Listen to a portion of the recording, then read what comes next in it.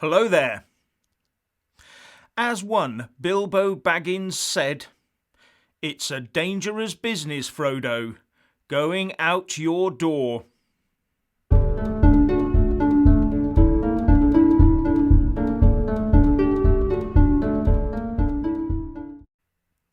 Firstly, please give this video a like to give my channel a boost, and I'm always uploading new videos, so please do check back daily.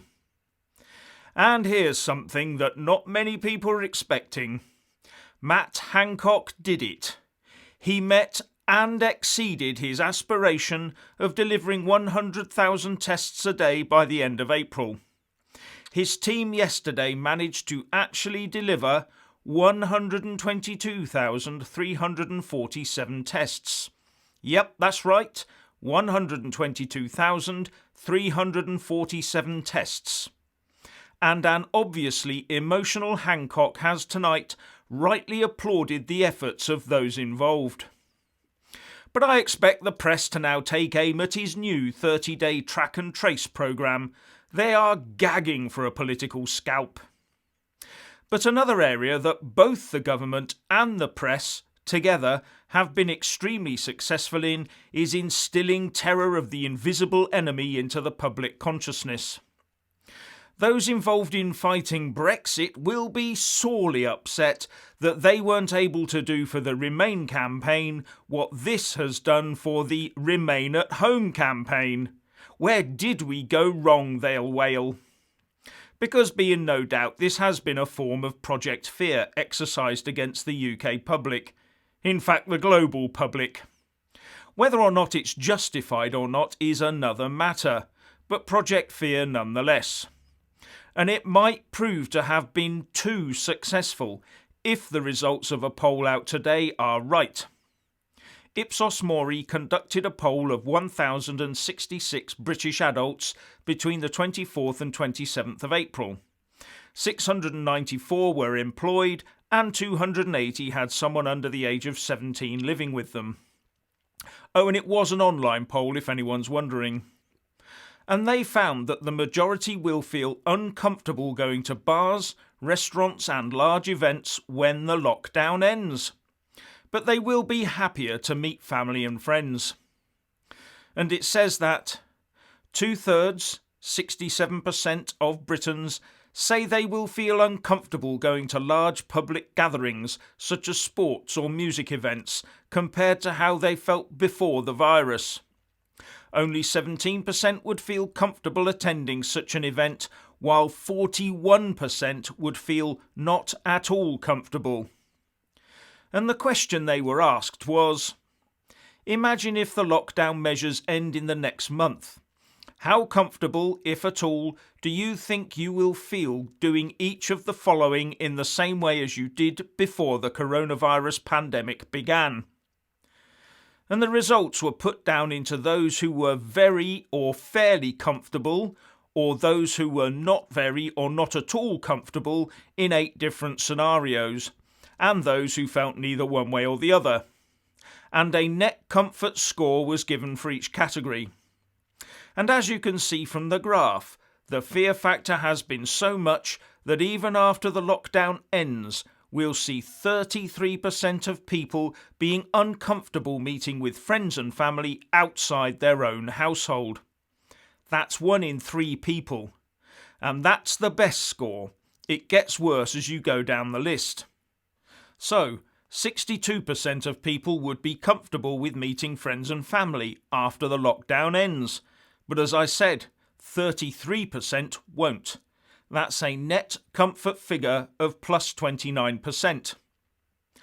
Then there's shopping in supermarkets. Only just over half, that's 51%, said they would be comfortable doing so, with 39% saying they'd feel uncomfortable.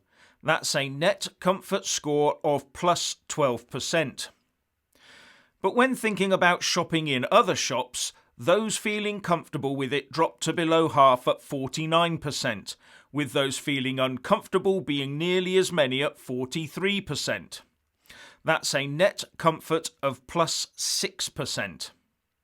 And when those who are currently employed were asked about how comfortable they felt about returning to work, once again, below half, 49% said they did feel comfortable, with 35% feeling uncomfortable, a net comfort of plus 14%.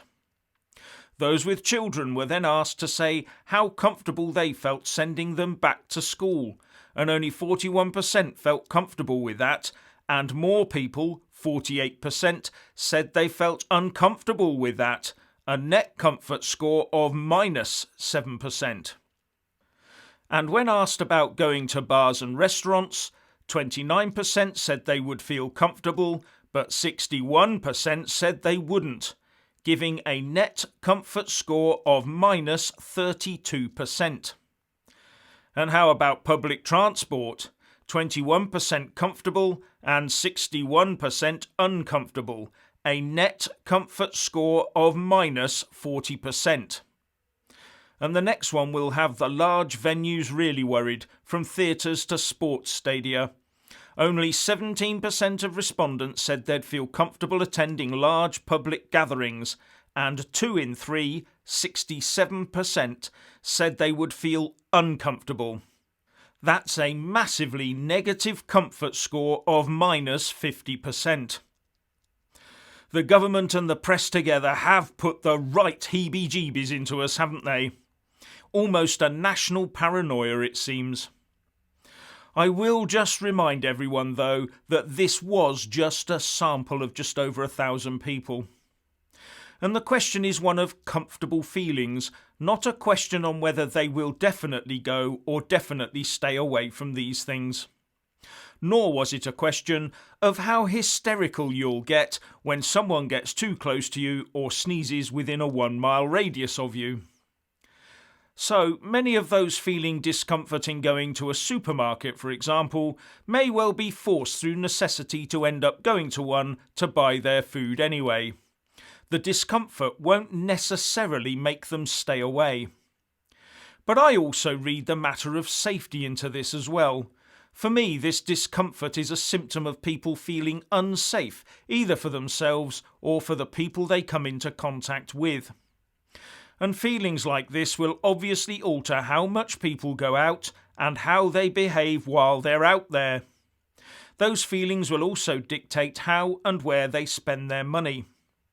And the public transport one should raise concerns. How are the underground, rail, bus, taxi, ferry and airline operators going to make us all feel safe and comfortable while travelling? And nervy, tense people, all crowded suspiciously together, do not generally make good passengers. And in the cities, especially London, the vast majority can't fall back on using their own car. Then there's schools, where worried teachers and worried parents will not make educational establishments feel safe for the youngsters attending them. That is not good for learning. And all the while, we'll probably have politicians and their scientific advisors warning us of the possibility of a second wave. That we must continue our social distancing where possible and stay on our guard, and the mainstream press will egg that one on for all it's worth. Research Director at Ipsos Mori, Kieran Pedley, said, "The public are looking forward to seeing family members again in person, and a clear majority are comfortable doing so. However, there is clear unease at other consequences of the lockdown ending. In particular, clear majorities of Britons are nervous about using public transport again or going to bars, restaurants or live music and sporting events. These numbers suggest that it will take some time for parts of the British economy to return to any semblance of normality, even after lockdown has ended." So the question for policymakers is, how do you get people to feel comfortable enough to leave their houses and get back out there earning and spending and paying tax, but while also being on their guard and taking a few extra precautions?